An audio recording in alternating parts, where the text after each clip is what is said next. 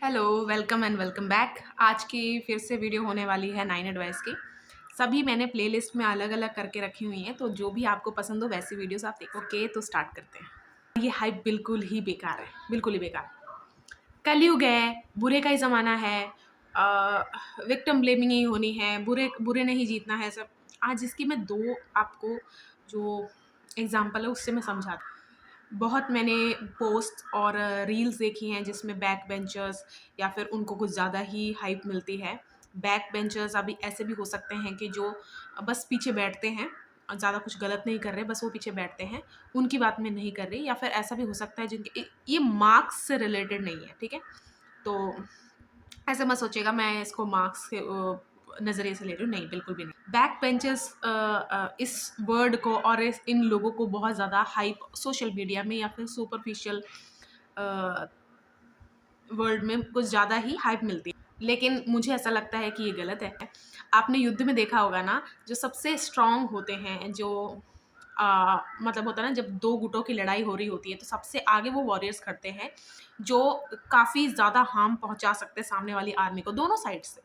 तो जो आगे रहते हैं, वो टॉपर्स, लूज़र्स, नर्ड, गीकी, बहुत सारे नाम से उनको बुलाया जाता है। तो ये बैक बेंचर वाली बात मुझे यहाँ समझ में नहीं आती कि पीछे बैठ के कुछ गलत कर रहे हैं, आवाज़ें निकाल रहे हैं, कुछ चीज़ें फेंक रहे हैं, उस चीज़ को हाइप दे के बैक बेंचर्स ये होते हैं, ओजी, इसे ओजी बैक बेंचर इसे कहते हैं। ये सब हाइप बिल्कुल ही बेकार है, क्योंकि देखो युद्ध का जैसे मैंने एग्जांपल लिया, आगे वही बैठेगा जो जिसको आता या नहीं आता हो, जिसके मार्क्स कम हो, जो नहीं आते हो, वो नहीं मैं कह रही, पर आगे वही बैठेगा जिसमें हौसला होगा। पढ़ने का जज़्बा वो सब ठीक है, मैं समझ गई, लेकिन हौसला जिसके पास होता है वही आगे बैठता है। वो भी ऐसे भी लोग देखे हैं मैंने जो अपनी मन-मर्ज़ी से आज पीछे बैठ गए, आज मन कर रहा है तो कभी बीच में बैठ गए, कहीं और बैठ गए, ऐसे। वो नहीं, उनकी बात नहीं कर रही हूँ मैं, ठीक है? बस जो अपने आप को बैक बेंचर्स बोलते हैं या फिर इसके पीछे जो भी मीनिंग डाल देते हैं, इसमें जो भी ट्रेड्स डाल देते हैं कि एक बैक बेंचर होना यही होता है। जैसे होता है ना कि मैंने बहुत सारे वीडियोज़ देखे हैं जिसमें फ़ैन ख़राब कर रहे हैं, कुछ भी है, फिर उसके बाद कोई गाना लगा दिया, मतलब और हाइप उसको देने के लिए, या फिर उसको बता दिया कि यही तो करते हैं बैक बेंचर्स, तो असली ज़िंदगी वही जीते हैं, असली सब कुछ वही करते हैं। ये तो एक मैच्योर इंसान को समझ में आ ही जाएगा कि नुकसान कभी भी फन नहीं होता। फिर भी मैं जस्ट बता रही हूँ कि अगर आप इतने हौसले वाले हो, सब कुछ है, तो आप आगे आगे बैठ के जो चुनौतियाँ आप में आएँगी, आप क्यों नहीं कर पा रहे? आपको भी पता है। और सच कहूँ, बहुत सारे लोग, इवन मैं भी पीछे, कभी ऐसा हुआ, जैसे होता है ना कि कुछ डरावना सीन आने वाला है, कुछ भी है, वो हमारे बॉडी नेचुरली पीछे जाती है।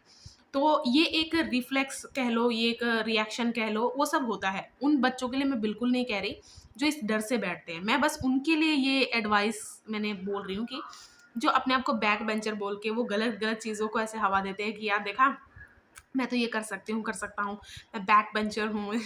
मुझे वो चीज़ इसलिए आपसे पूछनी है कि इतना ही है, आप इतने हौसले वाले हो, तो पै जो सामने बैठते हैं, जो पहले बैठते हैं, उनके हौसले जो आपसे नहीं हुए, जो आप कहते हो कि नहीं मुझे हमने करना नहीं, हमने छोड़ रखे हैं, एक्चुअली छोड़ी नहीं होती, इनसे पकड़ी ही नहीं गई। वो हौसले, वो टीचर को फेस करना, हाय कभी, और कभी हमें उठा के क्वेश्चन ना पूछ ले, हाय हमें कभी कहीं उठा के बोर्ड पे लिखवाने ना लग जाए, ये सब, ठीक है? ये भी सब चुनौतियाँ होती हैं, क्योंकि इन सब में सेल्फ एस्टीम, कॉन्फिडेंस सब कुछ प्ले आउट करता है। तो अगर आप अपने आप को एक खोखले वर्ड टर्म्स के साथ जोड़ के कूल दिखना चाह रहे हो, तो ओरिजिनल में, रियलिटी में आप कूल नहीं हो। सेकंड है कि कुछ बुरे लोग हैं, वो क्रेडिट लेते हैं कि मेरी वजह से तू आज यहाँ पर है, या फिर काफ़ी लाइफ में जो आगे बढ़ चुके, इतना तेरे में अकल आई है, ये मेरा योगदान है, ऐसा कुछ कहने वाले। एक फेमस क्रिकेटर के जो भी हैं, फादर हैं, उनके स्टेटमेंट्स बिल्कुल ही ऐसे हैं जैसे कि वो उनका निजी मामला है, वो एक अलग बात है, मैं वैसे नहीं कह रही, लेकिन वो एक पब्लिक प्लेटफ़ॉर्म पे बोल रहे हैं या फिर सब कुछ है, तो सर मैं आपकी बहुत रिस्पेक्ट करती हूँ, ठीक है? मैं उस वैसे नहीं बोल रही कैसे पालना चाहिए, वैसे वो सब नहीं, लेकिन अचीवमेंट्स को बुरा कह के सब कुछ, क्योंकि उसको और कहते हैं, वो बिल्कुल भी कहीं भी नहीं है। वो उस उन क्रिकेटर का एक्चुअली एल्केमी है, यानी कि जो भी मेरे ऊपर थ्रो किया गया, उसको मैंने वो कुंग फू पांडा का अगर आपने सीन देखा होगा, वो जो मोर होता है उसमें, व्हाइट मोर जो होता है वो उस पे जब फायर करवाता है, जो भी है गोले फेंकवाता है उसकी तरफ, वो उसको ऐसे ग्रैब करके जल्दी से उसकी तरफ फेंक देता है। अब इस पे आप मोर को क्रेडिट दोगे कि उसने फेंका तभी तो उसमें पांडा ने अपना ये एबिलिटी है बाहर निकाली, नहीं, ये पांडा की एबिलिटी थी। एल्कमी आनी चाहिए, एल्कमाइज करना आना चाहिए, यानी कि किसी भी चीज़ को, गंदी चीज़ को आपने उसको फिर से फॉर्म कर दिया, एक अच्छी चीज़ में कन्वर्ट कर दिया। इसे एल्कमी कहते हैं, एल्कमाइज करना कहते हैं। तो वो उन क्रिकेटर का था पूरी तरह क्रेडिट, ठीक है। और एक और बात मैं अगर आपको कहूँ कि अगर आपने किसी के मुंह से ये सुना है कि बुरी चीज़ें नहीं हुई तो आप उस लेवल तक पहुंच नहीं सकोगे, ऐसा कुछ भी नहीं है। होना ज़रूरी नहीं है, समझ में आना ज़रूरी है। जैसे कई लोग मैंने देखे हैं, उन्हें खुद कुछ करने सीखने की ज़रूरत नहीं होती, वो देख के ही सीख जाते हैं एक बार में, ठीक है। तो अगर आप क्रेडिट देते हो कि अपने आप को सांत्वना देने के लिए आप ऐसे बोलते हो कि चलो ये बुरा होना ही था, उस इंसान को आप बहुत हाई प्लेस पे रख के देखते हो अपने ज़िंदगी में, चलो इसने मेरे साथ बुरा किया, अच्छा किया, इसी वजह से मैंने, अच्छा उसने कुछ नहीं किया, वो बुरा इंसान बुरा ही है, इसलिए उसने बुरा काम किया आपके साथ। आपने उसको कैसे अल्कमाइज़ किया, ये डिपेंड करता है। तो क्रेडिट कभी भी बुरे इंसान को नहीं देना है आपने, कोई और दे तो जिसने आपका साइड सुनना ही नहीं है, वहाँ बात करने की ज़रूरत नहीं है। लेकिन जिसको समझ में आएगा आप उसे ज़रूर समझाना, और अपने आप को ज़रूर ये समझाना कि ये आपकी एबिलिटी थी, आपका अल्कमाइज़ करने का एक कैपेबल हो आप, इस वजह से आपने ये किया, ठीक है। तो ये 2 एग्ज़ाम्पल है कि कलयुग है, बुरे का ज़माना, ऐसा कुछ भी नहीं है। बुरे बुरे ही होता है, अच्छा अच्छा ही होता है। आपको लग रहा है, नहीं लग रहा है, वो एक अलग बात है। सेकंड एडवाइस है, लव लैंग्वेज और जेस्चर्स जो भी हम करते हैं जब हम प्यार में होते हैं, वो बहुत अलग होते हैं। मतलब वो एक इंडिविजुअल पे डिपेंड करता है, वो एक बहुत प्राइवेट बात है, लेकिन कैसे बोलूँ मैं, वो एक निजी फैसला है ना, डिसीजन है।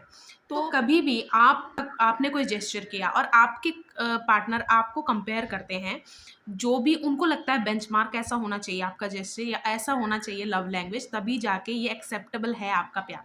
देखो, एक बेसिक नीड तो होती है कि रिस्पेक्ट होनी चाहिए, म्यूचुअल अंडरस्टैंडिंग होनी चाहिए, उनकी बात नहीं कर रही हूँ मैं। जेस्चर्स जैसे कि लेटर्स, फूल देना, गिफ्ट्स देना, एक्सपेंसिव हो जो भी हो, थॉटफुल चीज़ें देना, ठीक है?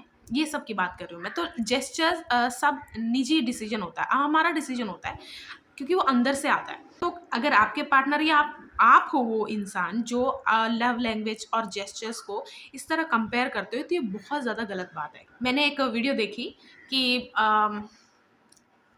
एक कपल होते हैं, उनमें से जो जो लड़का है वो गंजे हो जाते हैं, उनके बाल झड़ने शुरू हो जाते हैं। तो वो लेडी मतलब ऐसा काम करती हैं कि वो नेक्स्ट डे नेक्स्ट डे उनके जितने दोस्त होते हैं सबको कहते हैं गंजा हो जाओ, और पैसे देती हैं उनको जाके। टाउन में बहुत सारे लोगों को वो कन्विंस कर चुकी होती हैं कि सब गंजे हो जाओ, क्योंकि जहाँ जहाँ भी वो जाएंगे, जिनको भी देखेंगे, ताकि उनको अच्छा फील हो, ठीक है। ये उस लेडी का डिसीजन था, उन्होंने खर्चे पैसे, या फिर उनके अंदर से ये आइडिया आया कि उनके पार्टनर को खुश करें। अब यही चीज़ अगर मैं कल गंजी हो रही हूँ या कुछ भी है, मैं अपने पार्टनर से एक्सपेक्ट करूँ कि वो लेडी तो कर सकती है, कि जो करना चाहेगा वो तो करेगा ना, ये नहीं करना है। आप कभी भी कंपेयर मत करो वो।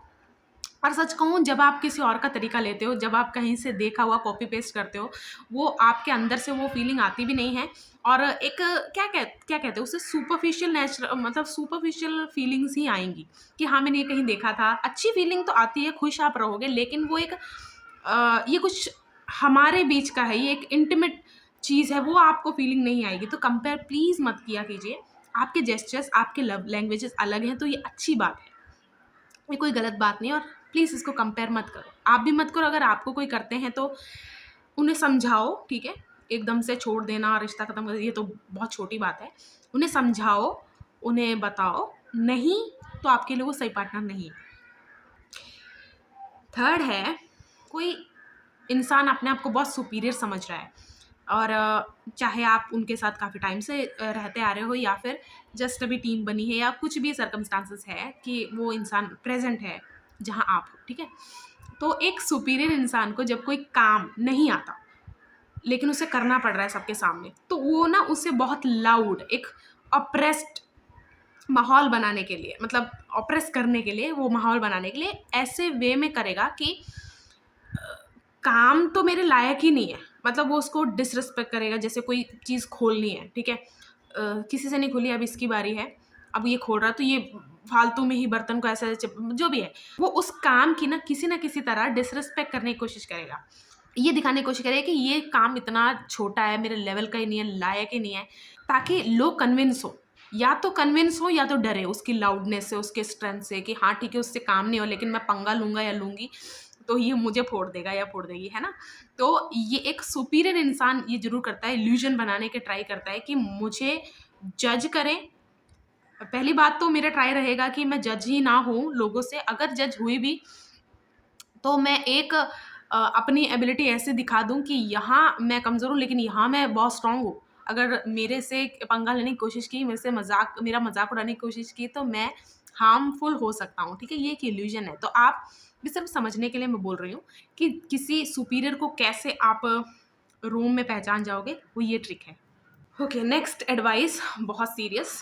अगर आपने कहीं भी सुना है या फिर खुद आपको फ़ील हुआ है कि यार मैं ये फ्रीज़ क्यों हो जाता हूँ ऐसे जगह जहाँ कन्फ्रंटिंग या फिर अपोज़ करना हो, फ़ियर जैसे कन्फ्रंट करना हो किसी को, उसने कुछ भी किया है आपके साथ, कोई हैरेसमेंट हुई है, मोलेस्ट किया है आपको या ऐसा कुछ, तो आपको अगर फ़ील हो ना कि यार मैं ये फ्रीज़ क्यों हो जाता हूँ, तो फ्रीज़ का मेन कारण है he she is a good child. He she is a good child, यानी कि बचपन से आपने ये सुना हो या फिर आप नहीं हो, आप बनना चाह रहे हो, बचपन से आपकी ये ट्रेनिंग है कि मुझे अच्छा बच्चा बनना है। मुझे अभी तक मैं अपने पेरेंट्स के, टीचर्स के, या फिर जो भी ग्रुप है जिस ग्रुप में आप अच्छा दिखना चाहते हो, या फिर जो वो चाहते हैं अच्छा बच्चा, उनके क्या क्या प्रॉज एंड कॉन्स हैं, ठीक है, उस लिस्ट में अगर आप आना चाहते थे बचपन से, और एक काफ़ी लंबा टाइम आपने गुजार दिया, अच्छा बच्चा बने हुए हो आप, यानी कि आपका घर में ये देखो, ये एक तरीका भी है, मैं सच कहूँ तो मैनिपुलेट करने का एक तरीका भी है, या फिर कन्विंस करने का, पेरेंट्स करते हैं ये चीज़, काफ़ी लोग करते हैं। जैसे होता है ना, मेरी मेरी प्यारी बहन नहीं है तो यार, या फिर मेरे प्यारी दोस्त नहीं है तो ये एक प्यारी है, तो एक प्रेशर डालना होता है। लेकिन ये जो मैं कह रही हूँ ये बहुत बड़ा प्रेशर है, क्योंकि ऐसे कन्फ्रंट करने के सिचुएशन में इंसान सबसे पहले क्या सोचता है, या फिर समझ लो कि वो घर का ऐसा बच्चा है जिसने हर चीज़ मानी है, पढ़ाई की है, मैं दोनों एग्जांपल लूँगी, पढ़ाई की है, सब कुछ है, माँ बाप के कहे बिना कहीं बाहर नहीं गया, कुछ भी नहीं किया, तो चुपचाप अपना, और जैसे उसकी उम्र हो गई, पेरेंट्स और इस चीज़ पे इसको इन्हांस कर रहे हैं कि अच्छा बच्चा, अच्छी लड़की, मेरी अच्छा लड़का है, ऐसे, ताकि ये कहीं किसी और से प्यार करके मतलब जो भी है, मैरिज ना कर ले, कहीं कुछ भी रिलेशन ना बनाए, ऐसा वैसा, ठीक है। अब दूसरे एग्जांपल ले लेते हैं, बच्चा जो कहीं पे अच्छा नहीं था, लेकिन बनना चाहता है अपने माँ बाप के नज़रों में, एक अच्छा बच्चा कहलाना चाहता है, आज्ञाकारी है, बट उससे होता नहीं, ठीक है। अब दोनों हमने ले ले एग्जाम्पल। तो ऐसे सिचुएशन में जैसे ही कन्फ्रंट करना है, तो सबसे पहले ही अच्छा बच्चा जो होता है, वो जो भी हुआ उसमें मेरी कितनी गलती, मतलब ये क्वेश्चन करने लग जाना कि इतना मतलब मैं ना एक टाइम पे क्वेश्चन करती थी कि यार जब कोई बड़े बड़े क्राइम किसी ने किए हैं किसी के साथ, तो बाहर आते हैं बहुत सालों बाद, मैं इतना बड़ा क्राइम कैसे छुपा कैसे लिया लोगों ने, मतलब छुपा रह कैसे गया। True, manipulation is a weapon, but manipulate हो कैसे गया ये विक्टिम। मैं नहीं कह रही विक्टिम गलत है, वो कभी भी नहीं होता, विक्टिम तो विक्टिम ही होता है ना, लेकिन मैं ये कह रही हूँ कि कैसे, मतलब उसके पीछे क्या कहानी रही होगी, उसके पीछे मेजर रोल ये निभाता ही निभाता है।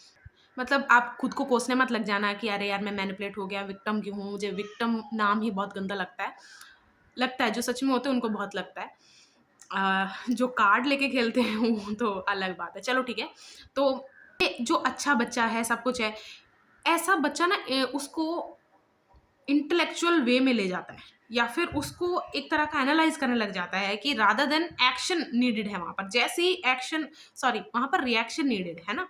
जैसे आपके साथ किसी ने आपको गलत ग्रोप किया, टच किया, कुछ भी है, तो आपका रिएक्शन ये होना चाहिए।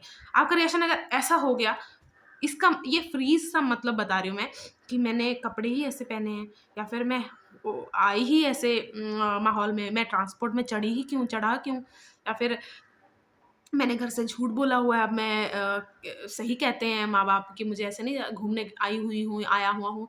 जो भी सिचुएशन है, आप एकदम से कैसे बताऊँ? आप एकदम से ना एनालाइज़ करने लग जाते हो सिचुएशन को और अपने आप को ही गलत रखोगे हमेशा कि इस चीज़ में मेरी कोई ना कोई गलती तो होनी है, मुझे इसको ठीक करना है। और इस चक्कर में वो रिएक्शन छूट जाता है। अब वो जो रिएक्शन छूट गया ये हमेशा याद रहेगा।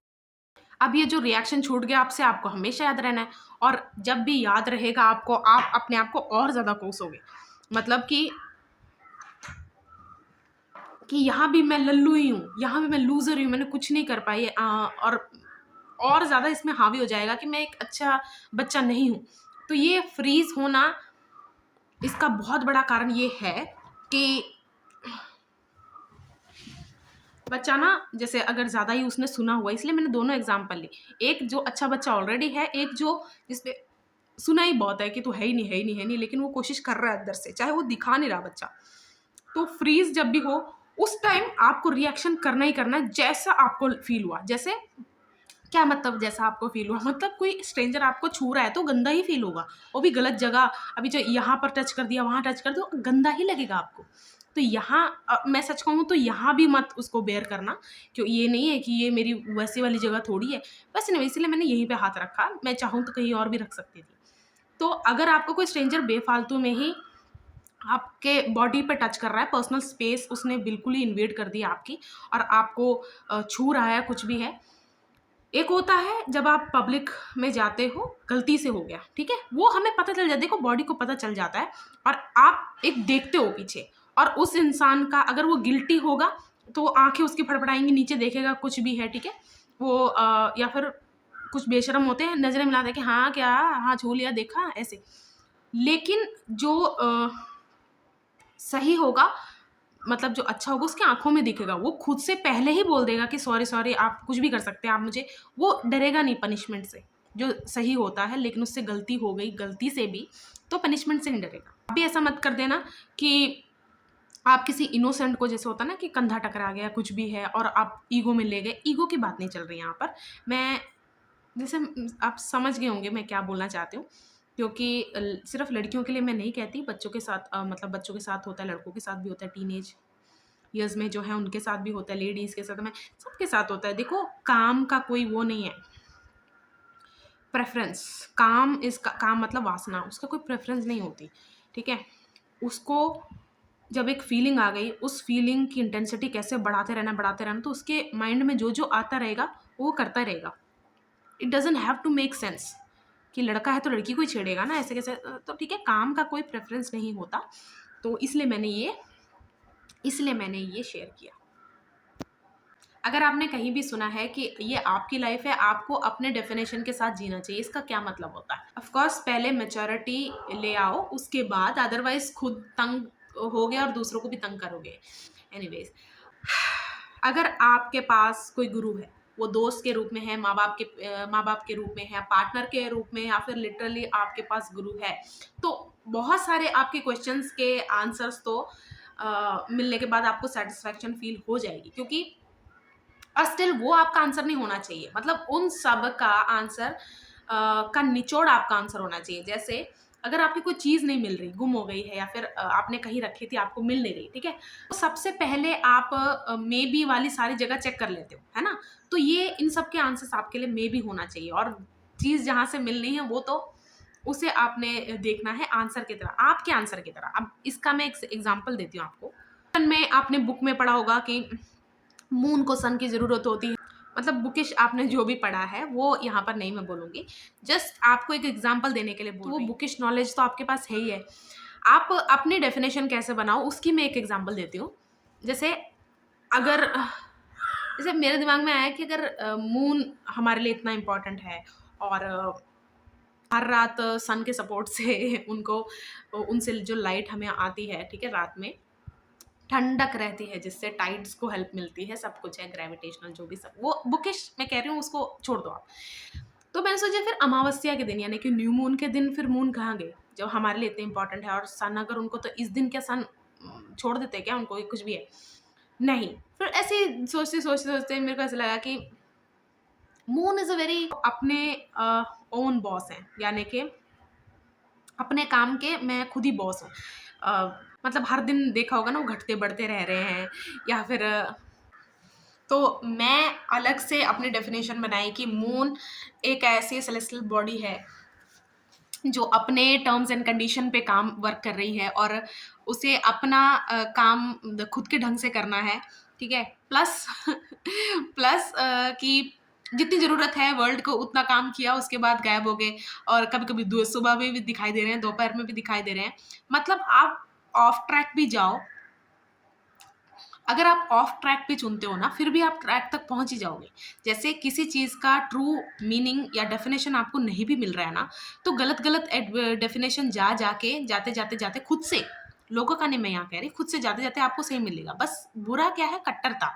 जैसे कि सोसाइटी चलानी है तो समझौते पे चलती है, यानी कि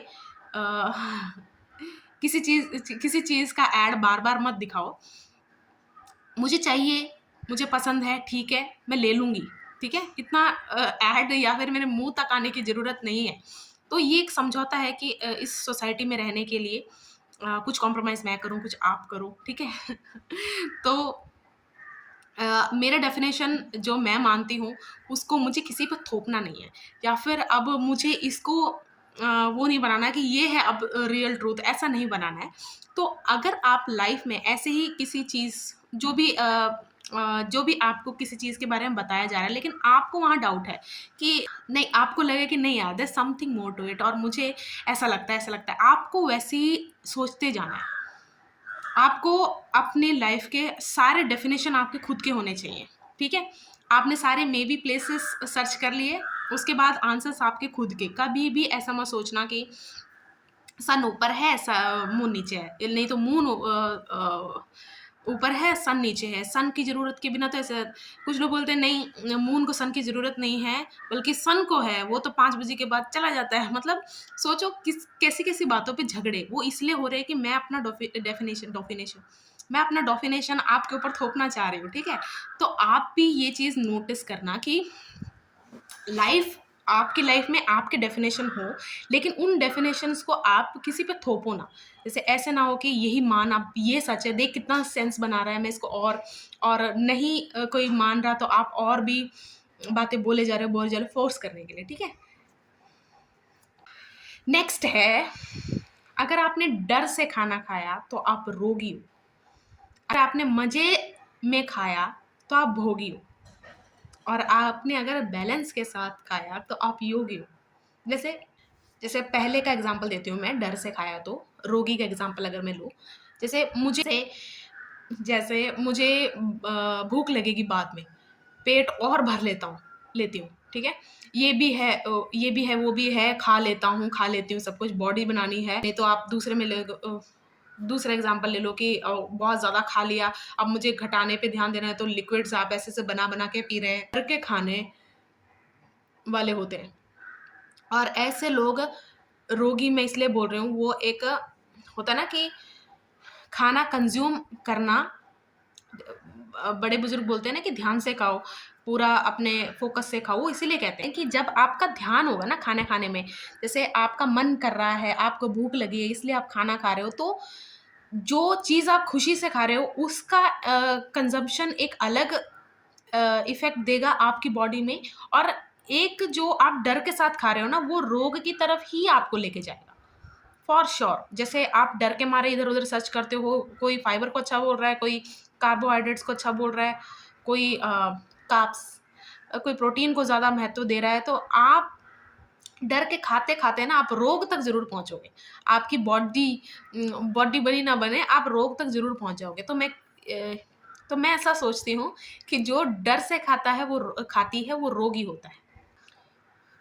अब नेक्स्ट का एग्ज़ाम्पल ले लेते हैं कि अगर मज़े में खाया है, जैसे चटपटा खाऊँगी, तीखा, मीठा खाऊँगी, या फिर फ्यूज़न कर देते हैं, एक्सपेरिमेंटल हो जाना, या फिर रिस्की भी हो जाते हैं कई बार ये एक्सपेरिमेंट, माउथ वाटरिंग कुछ देखा, बिना सोचे समझे बस खा लिया, बस दिखने में टेम्प्टिंग लग रहा है। अ, इसे मैं कहती हूँ कि मज़े में खाना। और भोगी और रोगी में क्या मतलब है? जैसे रोगी पहले वाला बोला था ना मैंने, रोगी धीरे-धीरे पहुँचेगा लंबी बीमारी के लिए, प्रोन हो जाएगा वो उसके लिए। लेकिन जैसे होता है ना रोगी क्रॉनिकल इलनेस हो जाना, ये सब की बात कर रही हूँ। लेकिन भोगी जो हमेशा ही भुगत रहा है, जब टाइम खा रहा है, जब से लेके स्टार्टिंग से लेके खाने के ड्यूरिंग और बाद में भी वो भुगतता ही रहता है। इसीलिए मैं उनको भोगी कहती हूँ, जो मज़े में खाते हैं वो भुगतते ही रहते हैं। तो लास्ट एग्ज़ाम्पल है, लास्ट था योगी, है ना? अब योगी बैलेंस के साथ 5 तत्वों को, 5 तत्व कौन से? अर्थ, वाटर, फायर, एम्प्टी को मतलब स्काई भी बोलते हैं वो, कुछ तो रह गया एयर सो सॉरी। ठीक है, इन 5 तत्वों को बैलेंस करके खाता है, अपने शरीर का टाइप जानता है, जानती है, पित्ता, कफा और वाता को मद्देनज़र, मतलब बिल्कुल उसके अकॉर्डिंग खाना, इन तीनों में से जो भी आपका बढ़ा हुआ है, जो कम हुआ हुआ है, उसके अकॉर्डिंग खाना। बॉडी को समझने का ये एक तरीका है। जैसे होता है ना एक रूटीन, अब सबका रूटीन एक जैसा नहीं होगा, किसी का वॉक से काम चल जाएगा, किसी का रनिंग से चलेगा, किसी का एक्सरसाइज से होगा, तो किसी का योगा से भी हो जाएगा, है ना? तो सबका अलग-अलग होगा। मैं नहीं कह रही एक रूटीन, एक वो ऐसे, वो बिल्कुल भी नहीं कह रही। मेरा कहने का मतलब है बैलेंस होगा। उनके लिए ऊर्जा मेन है, तो उस ऊर्जा को डिसरिस्पेक्ट ना करते हुए उसको बढ़ाने के लिए वो खाते हैं। वो क्योंकि उनके लिए ये इम्पोर्टेंट होता है, जो भोजन की प्रकृति है वो उनके शरीर के नेचर के साथ अलाइनमेंट पे होनी चाहिए, विपरीत नहीं होनी चाहिए। हाँ ठीक है, आई थिंक ये 8th होना चाहिए।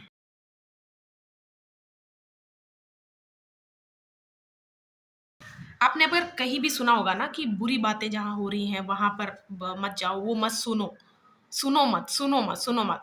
अब आप सोचो इसका क्या मतलब होगा? क्यों? हमारा माइंड साउंड से सबसे ज़्यादा अफेक्ट होता है। अब वो गुड वे में भी हो सकता है, बुरे वे में भी। तो अभी हम बुरे की बात कर रहे हैं, तो इसका बता देती हूँ मैं। जैसे आपका माइंड है, साउंड को फोटोज की तरह रजिस्टर कर रहा है, मैंने बोला। साथ साथ आपके मोरल्स, रूल्स, बिलीफ, वो वाली मेमोरी भी माइंड में पड़ी हुई है। आपके हार्ट डिजायर्स भी हैं, बॉडी बॉडी की मसल मेमोरीज भी हैं। अब जब आप कुछ भी सुनते हो, कुछ भी सुनते हो, वो इन सब से रिएक्ट करेगा। और सुनने के बाद जो भी चीज़ें डाउटफुल है आपके अंदर, जो चीज़ें न्यू हैं बट प्रेजेंटेड ऐसी फ्लॉलेस की गई हैं कि आपको बहुत तो क्यूरियोसिटी दे रही है, जो चीज़ें आपके इमोशंस को ट्रिगर करे, आपको फोर्स करेगा टू ड्रॉप डाउन एवरीथिंग। वो जो मैंने बोला ना, मोरल्स, रूल, सब कुछ आप छोड़ दोगे, ये जो भी आप बुरा कंज्यूम कर रहे हो उसकी वजह से। अब जब सब आपने ड्रॉप कर दिया, तो आपका फोकस लग गया। Mind is what to make sense. Mind वो सारी चीज़ें करता है कि चीज़ों को सेंस कैसे बनाए, उसको रीवायर करके थॉट्स को वो किसी ना किसी तरह वे ढूंढने का काम ब्रेन करता है। ठीक है, आपका माइंड रिवायर करने लग गया, यानी कि एक्टिव हो गया। तो इसका मतलब क्या है? अब आप समझ भी रहे हो। यहाँ है असली गेम। कोई चीज समझ आ रही है, सेंस कर रही है, मतलब इट्स मेकिंग सेंस जब आप सुन रहे हो। तो अब खुद के अंदर एक टॉर्नेडो आपने फॉर्म कर लिया है कि यार मुझे इतने टाइम से बेवकूफ़ बनाया गया है, मुझे भी करना है ये, अ, मुझे भी ये ट्राई करना है। फिर आपने किया, आपने ट्राई। यहाँ आपको ट्रूथफुल रहना है, क्योंकि आम किसी का फेवरेट फ्रूट हो सकता है, किसी को सबसे बुरा लग सकता है, और किसी का फेवरेट फ्रूट होते हुए भी वो उसको सही से पचता नहीं, पेट खराब हो गया, पिंपल्स आ गए, ब्लिस्टर्स आ गए। ठीक है, ऐसा भी हो जाता है। आपको आफ्टर रिजल्ट्स देखने हैं। जो भी कोई भी इंसान किसी गलत चीज़ को अच्छे से प्रेजेंट करके दिखा रहा है या कुछ भी है, उसके प्रैक्टिकल फल, आप जैसे थ्योरेटिकल सिर्फ आपको सुन के नहीं जाना है, आपको उस इंसान से प्रैक्टिकल एविडेंस भी लेने हैं, क्योंकि आपकी लाइफ है, वर्ल्ड है, वो तो प्रैक्टिकल में ज़्यादा आपको अफेक्ट करेगी ना। एक होता है मेंटली आपने सोच लिया, या आपको ये चीज़ सही लगी, सब कुछ है, लेकिन आपको ये देखना है कि उसके प्रैक्टिकल रिजल्ट्स क्या हैं, कि ठीक है it's making sense right now, but मैं पूरी तरह इसको होल पिक्चर की तरह लूँगा या लूँगी, तो मुझे प्रैक्टिकल भी इसका दिख जाएगा। तो कभी भी जब कोई भी अपने गलत एक्शंस, गलत चीज़ों को करने के बाद कोई अपॉलजी दे रहा है, दे रही है, या फिर कुछ भी है, या फिर किसी गलत चीज़ को करने का आपको इन्फ्लुएंस कर रहा है, प्रोवोक कर रहा है, इंस्टिगेट कर रहा है, तो आपको प्रोवोक कर रहा है, तो अगर वो चीज़ सेंस भी बना रही है, वो जिस तरह वो बोल रहा है या फिर जो वो बोल रही है, वो आपको सेंस भी कर रहा है, स्टिल आपको प्रैक्टिकल एविडेंसेस ज़रूर सीक करने हैं उस इंसान से, अगर नहीं मतलब अवेलेबल ही नहीं है कहीं पे। क्योंकि कई बार आप दूसरों की गलती से भी सीख सकते हो, आप कहीं और भी देख सकते हो कि जब इसने भी इसकी बात सुनी, फिर उसको अप्लाई किया, तो उसके साथ क्या हुआ। ये मुझे बहुत इंटरेस्टिंग लगा था, वो ये कि आँखें बताती है कि उसने क्या सहा है। यानी कि एक उम्र के बाद किसी की आप आँखें देखोगे ना, मैंने किसी-किसी की आँखें ना हँसती हुई देखी हैं, जैसे वो ऐसे ऐसे चाँद, उल्टा चाँद बोलते हैं, जैसे ऐसे ऐसे बन जाती हैं। वो ऐसे ज़्यादा कि हँसने की वजह से उनकी बॉडी मतलब हम जैसे मसल मेमोरी कहते हैं कि वो इम्प्रिंट हो गया, कैसे बोलूँ मैं? मतलब उनका अब आँखों का स्ट्रक्चर ही थोड़ा-थोड़ा बदल गया कि इतना ज़्यादा हँसे हैं। जैसे होता है ना कि इसे क्या कहते हैं, रिंकल्स नहीं पड़ जाते, नहीं इसको कुछ बोलते थे कि हँसने, लाइन्स, स्माइल लाइन्स,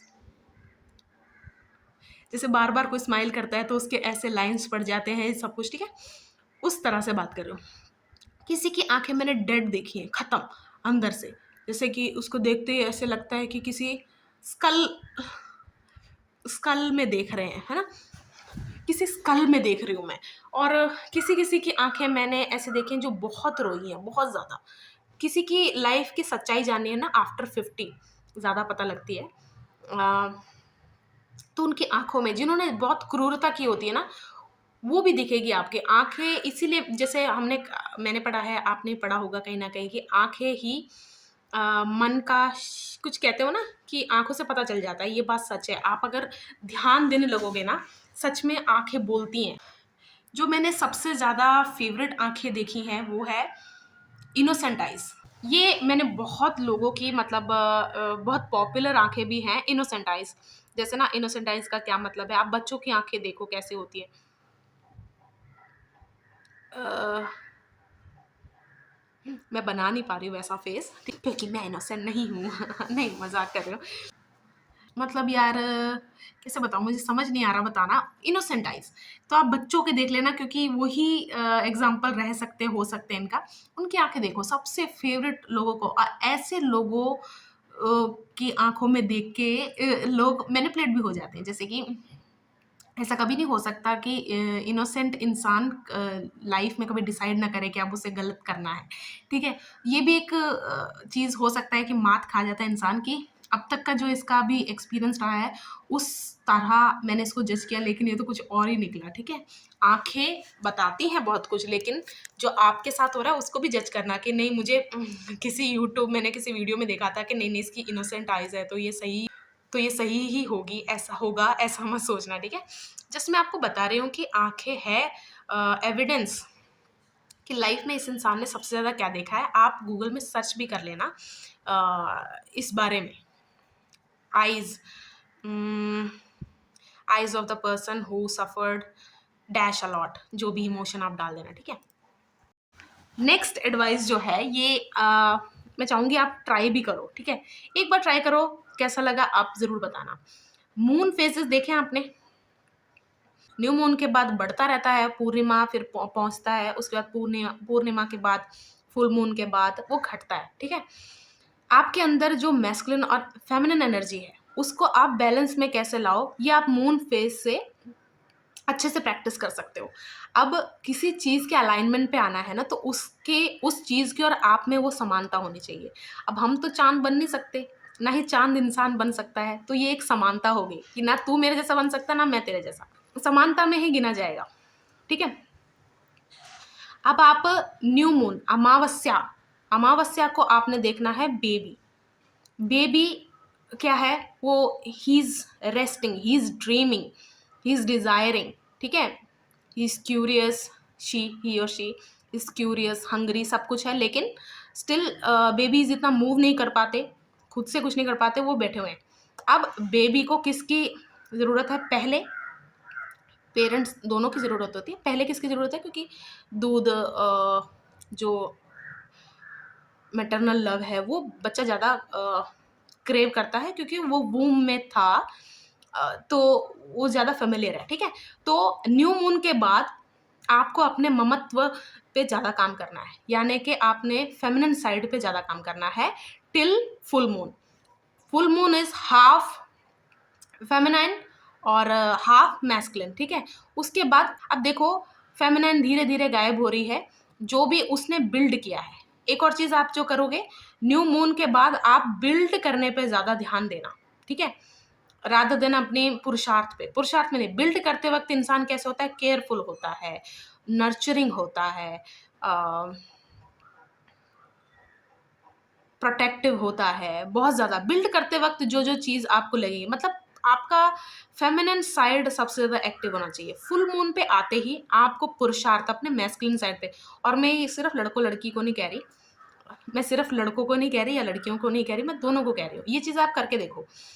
पूर्णिमा के बाद आपका पुरुषार्थ जिन चीज़ों पे लगेगा वो आप करके देखो, टिल न्यू मून का जो फेज, टिल अमावस्या के एक दिन पहले, क्योंकि अमावस्या मैंने अगेन कहा कि बेबी है, ठीक है। आप किसी काम पे लगे हुए, कोई काम कर रहे हो, कोई जॉब है, बिजनेस स्टार्ट करने वाले हो, लव रिलेशन है, हर चीज़ में ये चीज़ आप प्रैक्टिस कर सकते हो। स्पिरिचुअलिटी में तो बहुत अच्छे से, स्पिरिचुअलिटी मैंने क्यों कहा कि अगर आप आइसोलेशन में हो, आप सेलिबसी में हो, सेलिब्रेट कर रहे हो, और अभी आप अपनी मर्जी से अकेले हो, तो वो बहुत अच्छे से, क्योंकि गृहस्थ जीवन में ना ये इतने अच्छे से नहीं प्रैक्टिस हो पाती, क्योंकि सबसे उसका पहला रीज़न जो है वो है कि एनर्जी इंटरट्वाइन है, फिजिकल हो रहे हैं कपल, सब कुछ है तो, और दूसरा बच्चा है, बहुत सारे होता है, तो ये सब प्रैक्टिस नहीं हो पाता। तो बेस्ट उनके लिए है जो सिंगल है, और या फिर वो शादी के पहले जो होता है ना सेलिबसी सब कुछ फॉलो करते हैं, उनके लिए सबसे बेस्ट है ये प्रैक्टिस। आपको लाइफ में हर चीज़ रीसेट करना सिखाएगी। आपके अभी तक जितनी लाइफ थी वो सब होता ना, अकेले में लोग करते क्या हैं, अकेले में ये स्पिरिचुअल लोग करते क्या हैं, यही करते हैं, और सब मून फेज को नहीं करते, किसी किसी को ऑटो ही हो जाता है नेचुरल। जैसे आप अगर उल्टा भी करोगे ना कि फुल मून के बाद आप फेमिनिन हो जाए, अगर तो आप तंग होते होते खुद ही फिगर आउट करते यहाँ पर आ ही जाओगे। मैं सही हूँ ऐसा मैं कभी नहीं कह रही हूँ, बस आप इसको ट्राई करके देखो।